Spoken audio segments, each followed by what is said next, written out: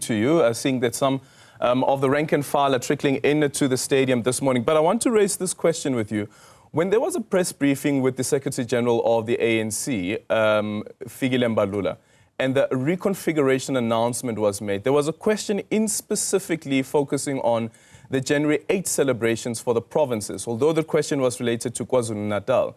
The answer from the Secretary General at the time was that they're encouraging the two provinces not to go ahead with any plans relating to the January 8th statement up until this matter around the reconfiguration has been completed, including who would be stepping in to try and stabilize the province.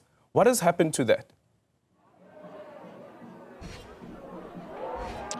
Indeed, Aldrin, this is the sentiment that was expressed by the Secretary of the ANC, Fikile Mbalula. But we understand that this particular event has been given the go-ahead by the National Office. This is why the Treasurer of the ANC, Treasurer General Gwen Ramogopa, is the one who's going to be giving the keynote address. So the statement by Fikile Mbalula was basically meant for the PEC members in Gauteng, for them not to use any such platform, basically, to talk to the rank and file of the ANC about that decision to reconfigure the province, be it Gauteng or KwaZulu-Natal. This is only going to be communicated by the ANC national office bearers to the branch structures of Gauteng as well as KwaZulu-Natal. So this meeting that is happening today, the rally that is happening today, has been sanctioned by the national office of the ANC. That's why the one in KwaZulu-Natal is also going ahead today, Aldrin. But we will be speaking to some of the leaders of the province just to get a clearer understanding of what is going to be the message to the supporters here today. We've seen some of those ANC supporters making their way into the stadium. It is about 5,000 seater, but today they expect a lot more individuals than that, because the pitch itself, there are going to be people who are going to be allowed onto the pitch. But joining me now, Aldrin, is the Deputy Secretary of the province, Tasneem Motara. Thank you so much, Tasneem, for joining us.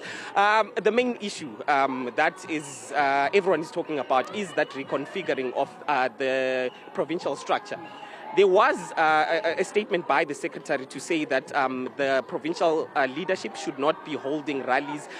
Talk to us about this particular rally. Has it been sanctioned by the National Office of the ANC? Yes, most definitely. As you well know, that all provinces post the January 8th statement of the ANC, which is hosted by the NEC.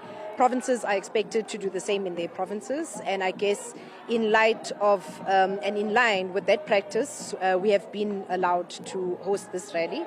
The National Treasurer General will be here to convey the message of the ANC from the NEC. As you said, even in KZN, the rally is being held today. So we are not a province that wants to antagonize our national leadership, and should for any reason they have said to us that we shouldn't, I'm sure we would have done the same. But this is definitely sanctioned and fully supported by the NEC. Has the top officials, have they come back to you as a provincial leadership to say how they're going to reconfigure the province? Not yet, and I'm sure that whatever decision and whatever outcome they will come to us with will be really in the spirit to build the organization and improve where the organization is today. So we wait for that communication, and I'm sure within no time we'll be getting it. And some of the challenges that led to the ANC losing ground, especially here in Gauteng, are service delivery issues, lack of housing, sewages all over the streets here in Alexander. What are some of the issues that you as the provincial leadership are trying to address speedily before the local government elections in 2026 or beginning of 2027? So our research was very clear. The people in Gauteng really, their issues are around unemployment, high levels of unemployment. Secondly is safety. Gauteng is not a very safe place. And then issues of service delivery, like you said. The fact that people can pay for services, but sewer collection of rubbish and just basic service delivery has deteriorated over time. So that's what we are going to focus on. We've worked and used the law very, very creatively as the provincial government to be able, for instance, to respond to some of our energy challenges that we had in our townships, being able to replace, fix and install transformers, as an example. It's not a provincial competence, but we found a mechanism within the law to work with Eskom to be be able to do that. We're looking at what we need to do for water, because we do have water challenges in the province, and then just ramping up our response on crime, using more technology and more partnerships with the private sector to be able to respond to our crime challenge.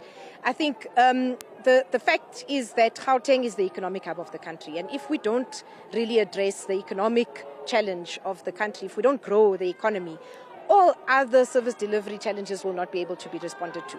So it has a direct bearing on human settlements. It has a direct bearing on the type of education that our citizens experience, the type of healthcare our citizens experience. Because of economic challenges, we're seeing more and more people over time rely on the state, and we need to be able to offload the reliance on the state. And the only way to do that is to get people to be economically active, and the only way to do that is to work with the private sector, policies, respond to the issues that government must be able to respond to make sure that investment comes. And when they want to invest in our province, it's conducive. They don't have challenges of like water, electricity, sanitation, etc., etc. Thank you so much. Spoken like a true MEC for economic development in the province. Actually, human settlements now. But that is Tasneem Motara. She's also the Deputy Secretary of the ANC in the province.